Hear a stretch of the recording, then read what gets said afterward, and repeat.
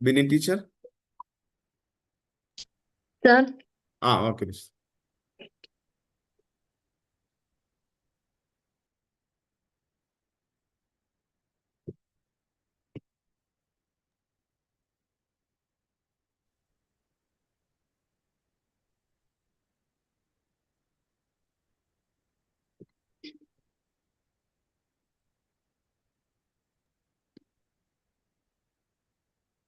Benin teacher? sir, തുടങ്ങാം teacher. okay. Good evening to one and all present here, respected dignitaries, esteemed educators, research scholars, and dear student teachers. It gives me immense pleasure to warmly welcome to you all to the webinar series number 56 organized by Basilius College of Education Sultan Bathery Wayanad under Internal Quality Assurance Cell in collaboration with ARIO and CTF. Today's webinar is on the topic Understanding Gen Z Students' Characteristics, Mindsets, and Learning Perspectives. Differences are a part of life. People have different thoughts, opinions, and behaviors.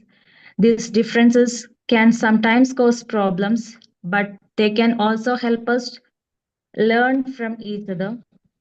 To deal with differences, we should respect others and listen to their ideas. We must stay calm, avoid arguments, and try to understand each other. Patience and good communication help us solve misunderstandings. When we accept differences, we build better relationship and create peace in society. Differences should unite us, not divide us. I take this opportunity to extend a warm welcome to our respected principal and general convener, Dr. Sunit Kumar Jain, whose constant support and leadership guide us in organizing such meaningful academic initiatives. We are truly honored to have with us today our distinguished resource person, Dr. Suresh Kumar M., Head of the Department of Psychology, the American College, Madurai, Tamil Nadu. Dr. Suresh Kumar M. is currently serving as an assistant professor in the Department of Psychology at the American College, Madurai. He has more than 17 years of rich experiences in teaching, research, counseling, and academic administration. He has an immense academic background with PhD in education, master's degree in applied psychology and psychotherapy, along with qualifications in guidance and counseling, adult and continuing education, and educational technology. He has also qualified UGC NET in both education and psychology and CTET. Dr. Suresh Kumar has received several prestigious recognition, including INSPA Leadership Award 2025, Arivu Kaliniam Award 2024, Best Teacher Award, Academic Excellence Award for Mental Health, Dr. APJ Abdul Kalam Award for Mental Health Promotion, and Sigmund Freud Award for Psychology, among many others. Today, we are fortunate to have such a distinguished academician and psychologist with us to share his valuable knowledge and experience. I am confident that today's session will be highly enriching, insightful, and beneficial for all of us. We are also privileged to welcome our esteemed dignitaries, Dr. M.S. Geeta, Chairman, Council for the Teacher Education Foundation, and Professor Dr. Rajeshri K., President, ARIO, Kerala Chapter. I extend my heartfelt greetings to all participants who have joined us from various institutions. Your presence adds great value to this academic gathering. I also warmly welcome to my dear colleagues and student teachers of Basilius College of Education for being part of this session. Let us actively engage this session, learn from the expert, and strive to create positive and effective learning environments in our classrooms. Thank you all. Over to you, sir. Can I? Yes. Yeah, thank you. Thank you, sir. I think in the I hope some of you may had your dinner and some of them are yet to continue. I'd like to thank the principal of Mar Vesalius College of Education, Sultan Badri, and the Internal Quality Assurance Cell and Association of International Researchers of Indian Origin, as well as the Council of Teacher Education Foundation, the Kerala chapter, and the program coordinator, Beanie Mary Matthew ma'am. And all the faculty members, please accept my gratitude, and I'm going to be with you for another 40 to 50 minutes. When I received a call from my, I can say, a friend, Evelvi sir, a mentor, I can say, sir, I took the same topic for another organization to understanding Gen Z for faculty development program, and they found that it is useful for the teacher educator. So that's why I'm here. Generally, to understand that the next generation. So I remember that when I was doing my education, you are the worst batch in the school, the classroom. That is the comment we receive every year from the teacher. Same thing when I'm teaching. The colleagues of mine, what they are saying about their the present day students is about, and they're good for nothing and they are useless. These are the words they are used by many of the teachers in the classroom itself. But actually, we miss out something. Actually, the mindset of the present generation and the next generation are not the same. Are not the same. And I can say, other than Gen Z, now the Gen Alpha is there. Other than Gen Z population, many of them, we are not familiar with these smartphones. But Gen Z is not such a way. When they were aware, they born with the smartphones. And we cannot inseparable. There are the many things we need to understand. And in my presentation, I try to make you all to get some insights regarding that Gen Z population. Okay. First, we will understand who are they. Gen Z population, I think we can say they are the born between 1997 to 2012. So that is the year they born. And when you look at that, they are the one living in a different crisis. They witnessed different crises. Recession, violence in different places. Even developed countries, we can able to see many countries, they see school and colleges, violences are there. COVID-19. And most of the period they encountered crisis. And they are the one, as I said, we can say the first who landed on the moon, we can say Armstrong. In the same way, the first digital natives. We are adapted to that, but they are the one, the first digital natives. Technology is part of their self. Without technology, you cannot be able to find them. And at one point of time, we can able to see technology. And I don't know how many of you are aware about the screen timing and the addiction level. As per the study, before COVID-19, a person using more than 1.5 hours, it is considered as a mild digital addiction or screen addiction. But now they extend up to 3.5 hours. If you are using a mobile phone more than 3.5 hours, you are called as a mild addicted. 3.5 hours to 6 hours, or 5.5 hours to 6 hours, it is called moderately addicted. If you are using more than 6 hours, you are severely addicted. But when you look at here, the Gen Z population are the one who are using these devices, the screens, and an average of 8 to 10 hours in a day. For many purposes, for academic, for social, for entertainment or infotainment, personal life, logging. And there are you can able to see they are switching over here and there. Okay. So I kindly request some of them are using that scribble. Kindly please undo that. It will disturb other members. Thank you. And the next one is they are the one who are predicted as the most loneliest and anxious person in the world. It leads when the studies are showing that when a person is spending most of the time on the screen and they are highly anxious, when they are using most of the time on the mobile phone, they feel lonely, even though they felt that there are so many friends in the social media, and they felt at one point of time, none of them therefore, if they are fell into sleep. So this is the second important crisis they are in. Next one is they are the one easily they can able to get the visual content. Then they don't want to read the content. No, when you look at that, the previous generation when compared to Gen Z, previous generation prefer to read a lot, but Gen Z they never want to read. They want to read only the points. When you look at here, only the key point they used to read. Only the key point they used to read. As I told earlier, the facts are alarming, I can say. The mental health of Gen Z population. Before Gen Z, when they are in an education setting, it is found that 1 out of 4 members are having emotional problem. 1 out of 5 members are having depression. These are the statistics. But collectively, when we take as a Gen Z population, 91%, seriously,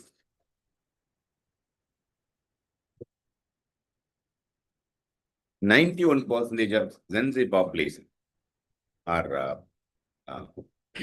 having at least one or two of emotional or psychological issues, at least the recent days. And one more thing, there are, when we talk about that, the mental health problem of the Gen Z, and there is an opportunity for them to focus on that well-being component also. It is also there. Both options are there available for the present generation. Session learning stop. And when it comes to the values, and the statement I used to say, many of the teachers, see, when we were students, how we are valued, how obedient to the teachers. But the present generation is not such.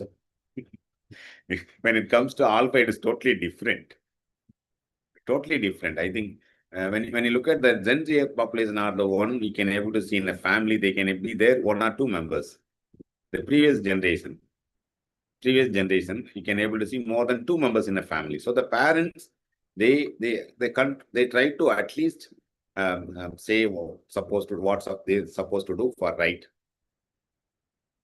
But the present generation, 1 or 2 child, the parents are not controlling them. The parental control is completely lost. So what happened? And they are disturbing a lot. And when you look at, it is believed to be many of the crises around the world, politically or anything, and they are the one who straight forward. When you look at that, the previous generation, they never come forward for the social issues. Many people, they won't come. Only selected people will come. But when come to Gen Z, and if they felt something is wrong, everyone, even that, they never think about the consequences. So that is one of the important quality we can able to do among the Gen Z. And their mindset is completely different. Completely different when compared to the previous generations. Okay. And here one more thing about when we study about Gen Z population.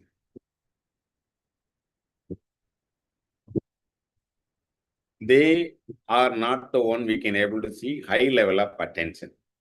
I hope the teacher educators, you are studying about the span of attention, division of attention, and you are studying using different devices. But for them,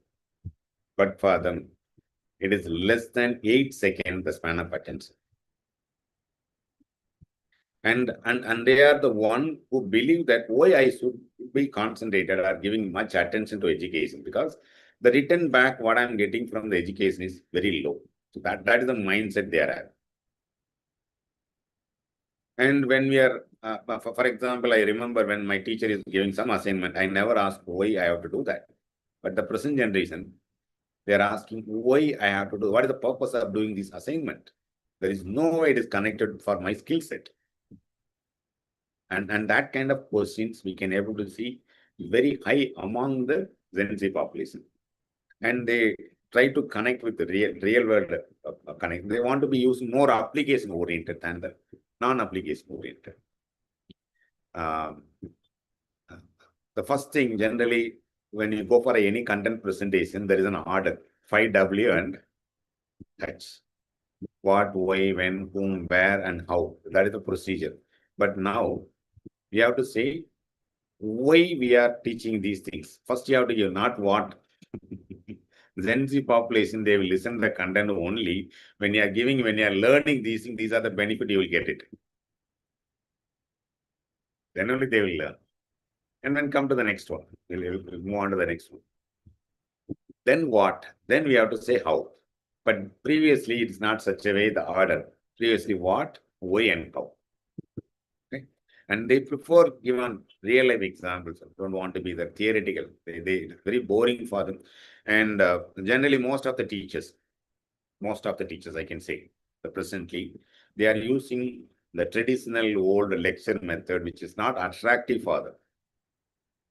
Even if they are not liking the teacher, they won't listen to the subject. If they are not liking the subject, they won't listen to the subject. It's very common. And very quickly because they were the one in the era where they can able to see one or two messages. They don't want to be continually attentive for particular content. They want to move away and multitask. So these are the things. And many of the Gen Z population, their learning style is something different, very unique, I can say.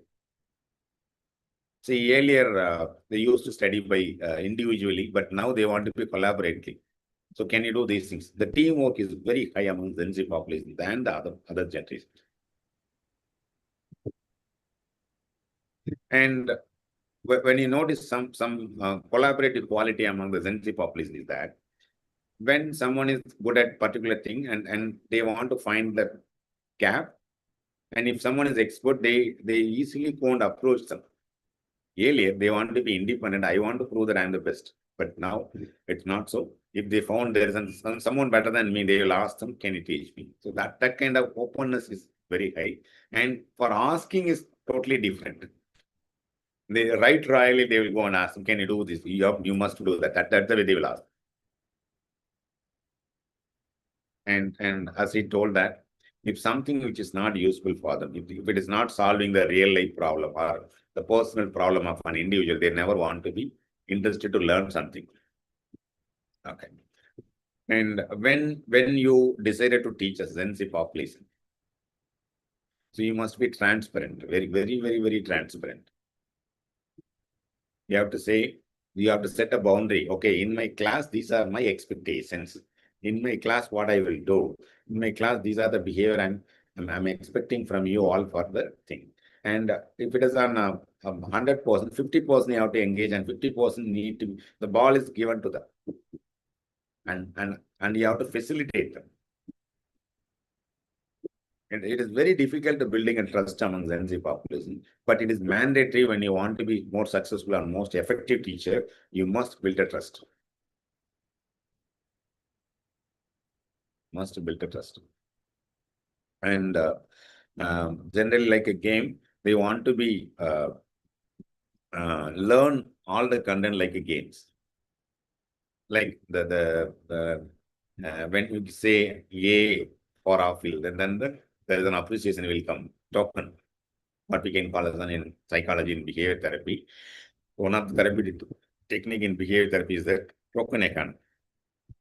So gamification means you're reaching the level, one level, next level, immediate interaction. And when you are giving selecting an answer, if it is wrong, it will give the why it is wrong. And it will give the suggestion, can you modify your answers? So these are the options that are available for them. And when you decided to teach, for example, we used to say the lesson plan, how it should be designed, how it should be prepared. How it should be prepared. No? Easily accessible. That's why in Google Classroom, and there are many modalities out there, we have to use those things. And even if they are not able to, if it is on WhatsApp group, many of the schools and institutions are having WhatsApp, where all the content are updated, but sometimes the content may be disappeared. But when it comes to Google Classroom, it is available for them. And one student may take, they will read one page, and next day they will read, and exam time they will read. So we have to allow the content must be available throughout the semester or throughout the year. Easily it is accessible for them at any time. And sometime I remember, I witnessed, I can say. So it is on one of the college program. I supposed to be there for a conference arrangement. I went to the late night around 1:30 a.m. where I can able to see there are two of students are studying. I asked them, "Sorry, I'm not able to get a sleep, so I'm reading."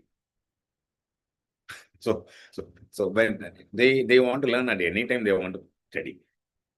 But if they are the content is not available, I think it is very difficult for them. That's why when you decided to teach Gen Z population, you have to make all the content must be easily available for them. But now the AIs are there, but they, even though it is available, they can able to access the content, but they are expecting the teachers must give, because validation. I'll give an example. I'm having the pen right now in my hand. I'm giving the statement. This pen I got it from Mammootty. How many of you believe that? Many of you won't.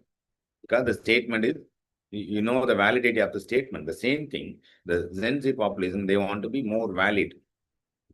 Valid can be done the person who are experienced. So they are expecting, they can able to get the content from the various AI tools. But what they are expecting from the teacher educators or teacher is that we have to give the content and an outline for them. And if they give the content, we have to analyze and give the answers to them.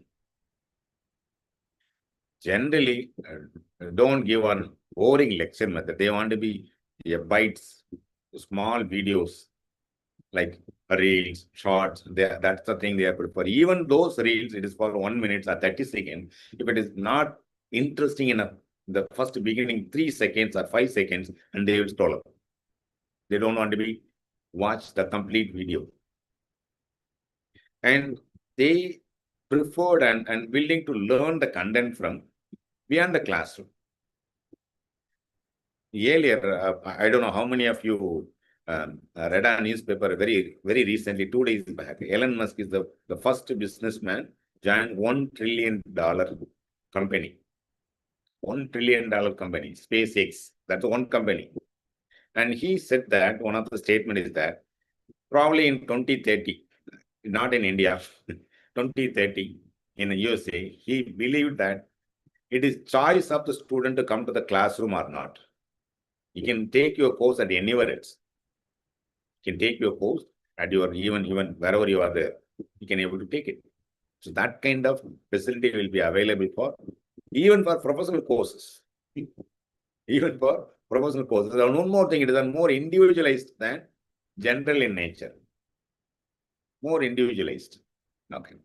And how we have to prepare ourselves for handling the Gen Z population. See, they are when there is a crisis, when there is a conflict, when they are not very low, and it takes very much time to come back to the normalcy. We can say resilience. See, beyond content delivery, and we try to learn a skill set where how we can engage the Gen Z population. We have to bounce back. Don't be there the ancient old PPTs and the notes what they are having. I still remember a teacher of mine when I was doing my undergraduate. At the time he was retiring. He prepared 30 years back the same notes he used. See, when you decided to engage Gen Z population, you must be updated. You must be upgraded. Must be upgraded. And very important thing, you cannot separate technology from them. There are many institutions right now, and the biggest complaint from the teacher is that the students are not attending if they are having the mobile from the classroom or in the college. That's why many of the schools and colleges, they banned using the mobile phone in the institutions. But actually, it is not appropriate, because when we were not trained on those things, and we cannot able to blame the other generations. It may be disturbing and they may not be attending. And one more thing, when the content is not attended, they won't listen. They won't listen. And quickly they will be getting bored of the same content. Earlier, they may be interested in a particular topic when they were learning. And one point of time, they will stop, okay, it's not interested to me.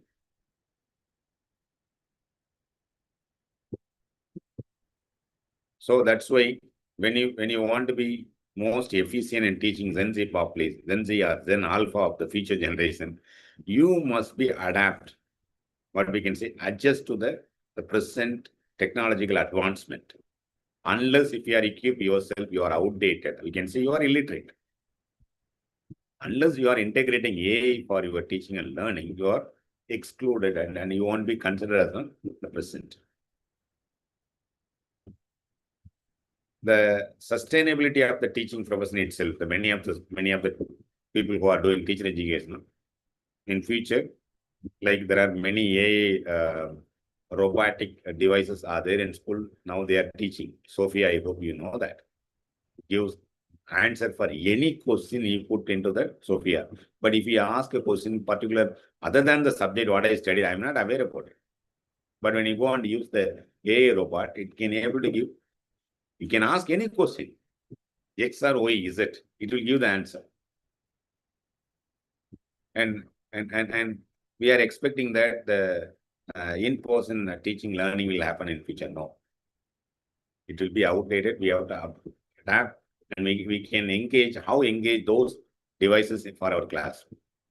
So as I told earlier, again, I would like to let you know, when we are engaging Gen Z population for teaching and learning, and they are highly stressed, academic, and even when they are working something, they are working in depth. So it is duty, please understand, it is duty of the teachers and teacher educators. You must be more empathetic than the previous generation. I still remember one of the case who come for my counseling center where it is a 7th grade student. You know that around 14 years, they were in a abroad, and he never ever heard abusive words because they were nuclear family. Abusive words when he come to India and when he joined in local school, when someone using abusive word about their mother, and he's not able to tolerate. He's not able to tolerate. And he self-harming was there. And that's why the students are in a lonely, anxious, stressed, and depressed in the classroom. So it is more than teaching the content. We have to connect emotionally with that student, and we can able to lead. As I told that most of them are, I hope you know, the knowledge and skill sets are very important. Teaching is a skill. It's not a knowledge. Teaching is a skill. And the efficient teacher are the one who adapt to that the technological skill sets. When you are sound enough preparing the PPT by using AI tools, you'll be more confident. You can claim that you are literate. You are having the digital skill set like teaching skills. And many of the courses right now, and what we can able to see are outdated. So they know generally earlier, you study, you will get a job. But when you go on, say, when they are doing 2nd and 3rd year, and they can able to predict, they can do by their own research, and they are coming with the answer that the course what I am doing is not useful for me. So they are joining that additional skill program, and they are finding in-person internship on other program, and they are getting the job not because of the degree what they are having. You can take on IT companies. The Gen Z population, most of them are settled over there right now. They studied something and they may settle. You cannot able to see the connection at all. And nearly more than 50%, they feel that I'm not prepared myself. I'm not skilled enough for the career what I'm going to take in the future. Very importantly, they are very, very poor in soft skills like understanding the emotions of others, regulating and managing their emotions.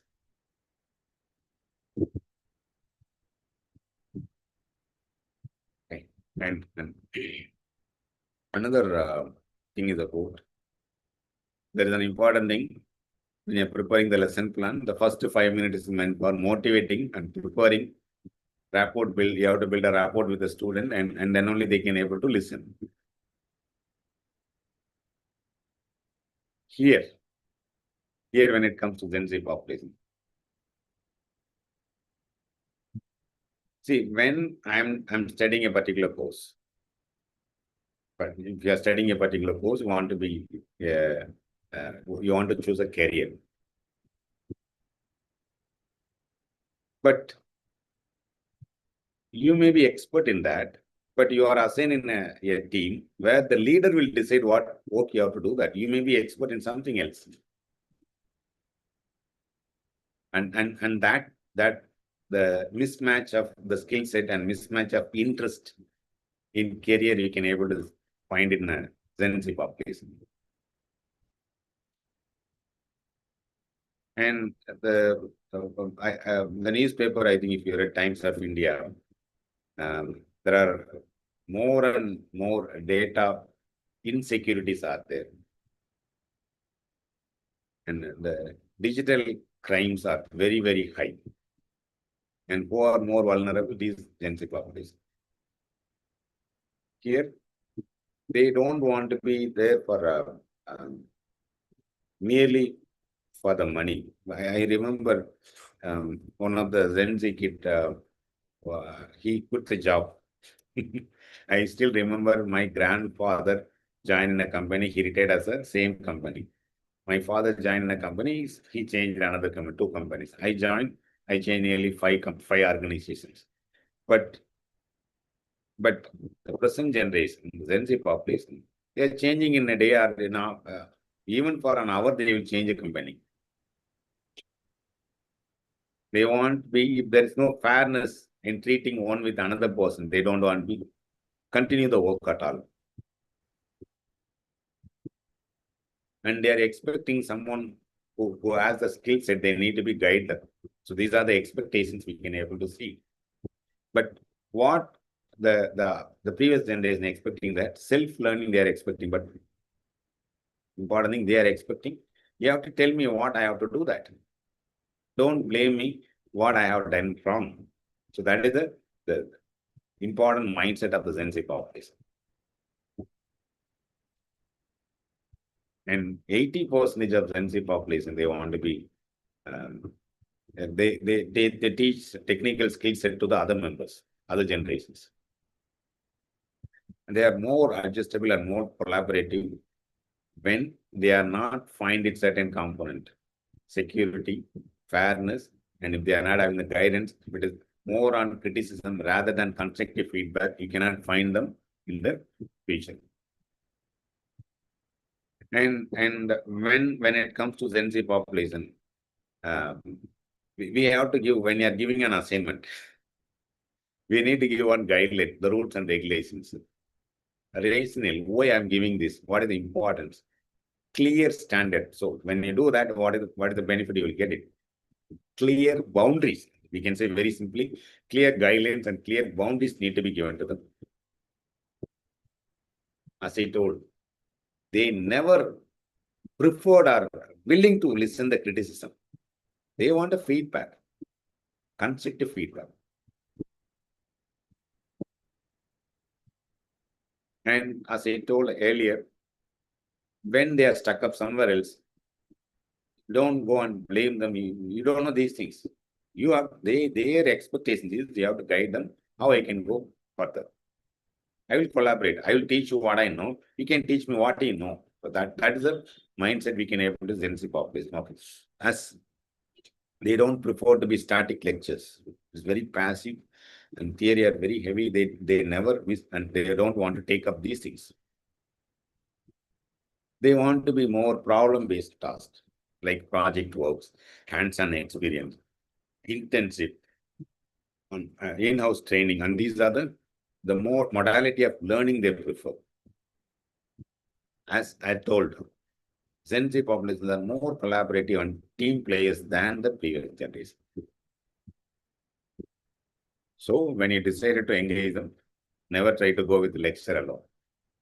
And one more thing, they want to be any kind of social, financial, cultural things. You are never discriminate. If so, and they never want to be even criticizing in front of others. So nearly close to 50%. See, they inclusive as we know that it is very non-negotiable for them. Cannot negotiate. And they will connect with only the similar traits what other people are holding. So when you decide to build a trust with them, if you want to make them to learn something, if they want to acquire something, they have to build a rapport. That's very important. But when we fail to do that in the beginning itself, and it is very difficult to sustain.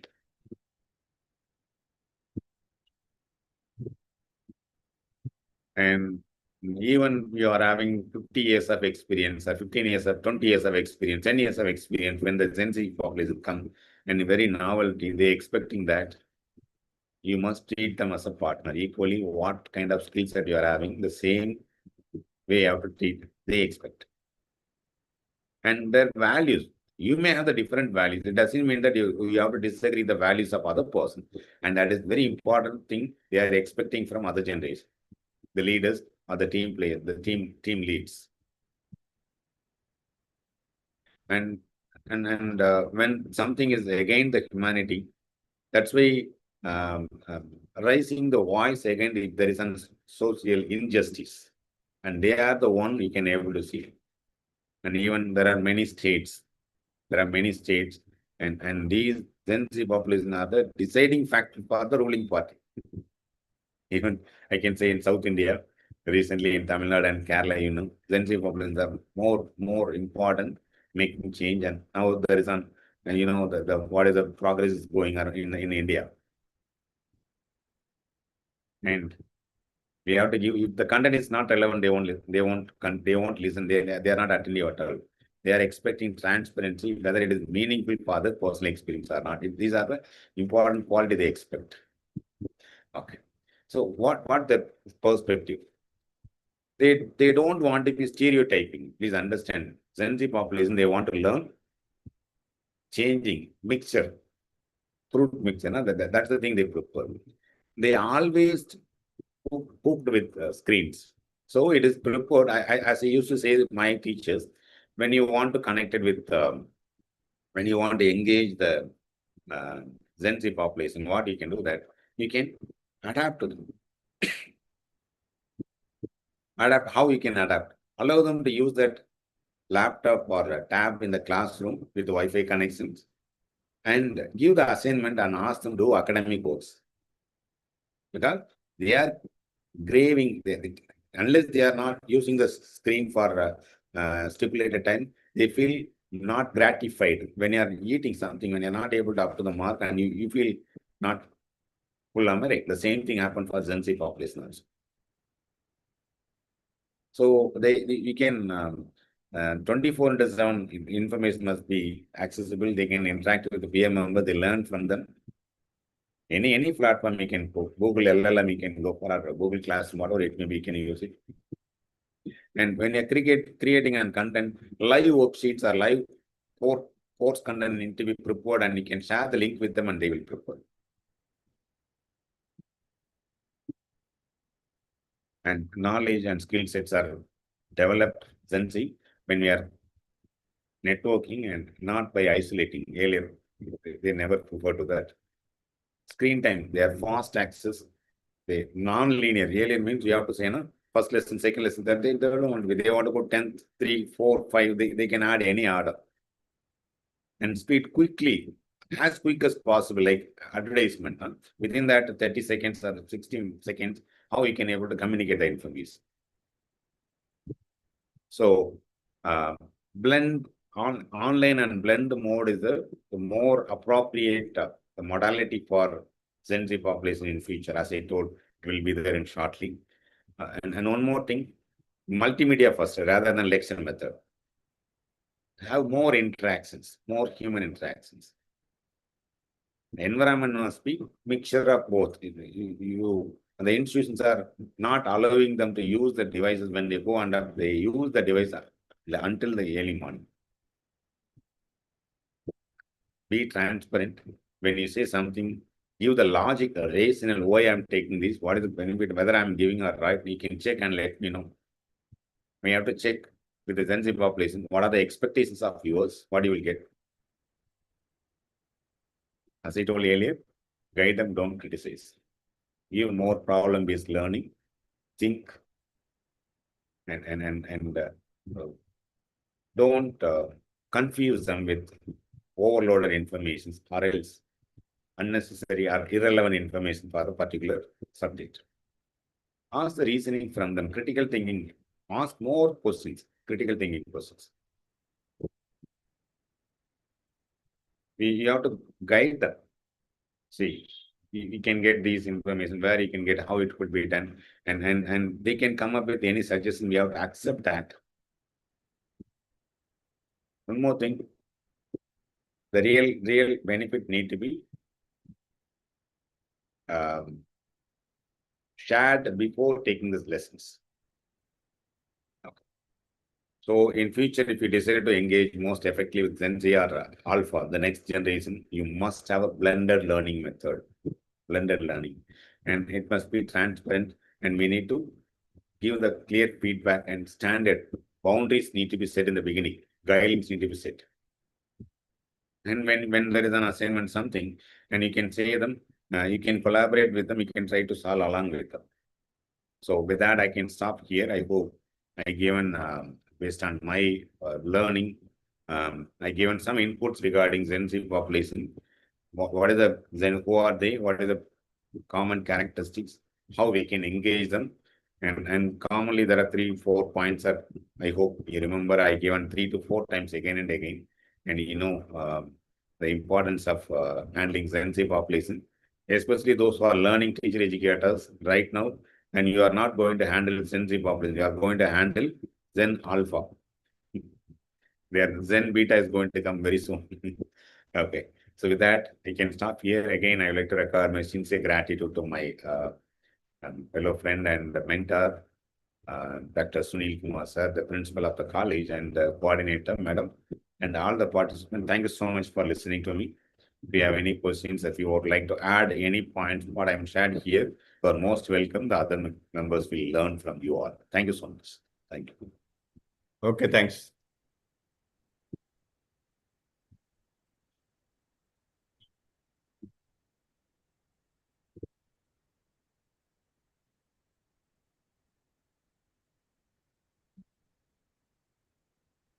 Bini teacher?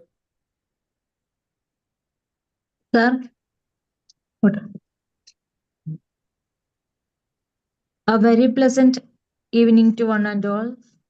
It is my proud privilege to propose the vote of thanks for this enlightening session of webinar series number 56 on the topic Understanding the Gen Z Students' Characteristics and Mindset and Learning Perspectives. First and foremost, I express my sincere gratitude to our esteemed resource person, Dr. Suresh Kumar M., Head of the Department of Psychology, the American College, Madurai, Tamil Nadu, for delivering such an insightful and inspiring session.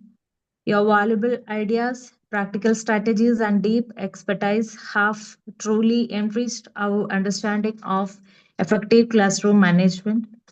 I extend my heartfelt thanks to our respected principal and general convener, Dr. Sunit Kumar Jain, for his constant encouragement, guidance, and support in organizing this meaningful academic initiative.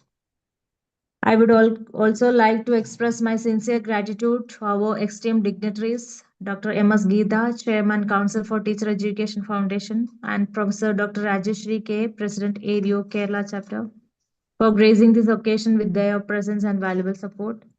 My special thanks to all the participants, educators, research scholars, and student teachers who joined us today. Your active participation and enthusiasm made this session more meaningful and successful. I also extend my appreciation to the organization team, IQSC, ARIO, and CTF for their coordinated efforts in making this webinar a grand success. Once again, thank you all. Okay, thanks. Thank you, Sukata.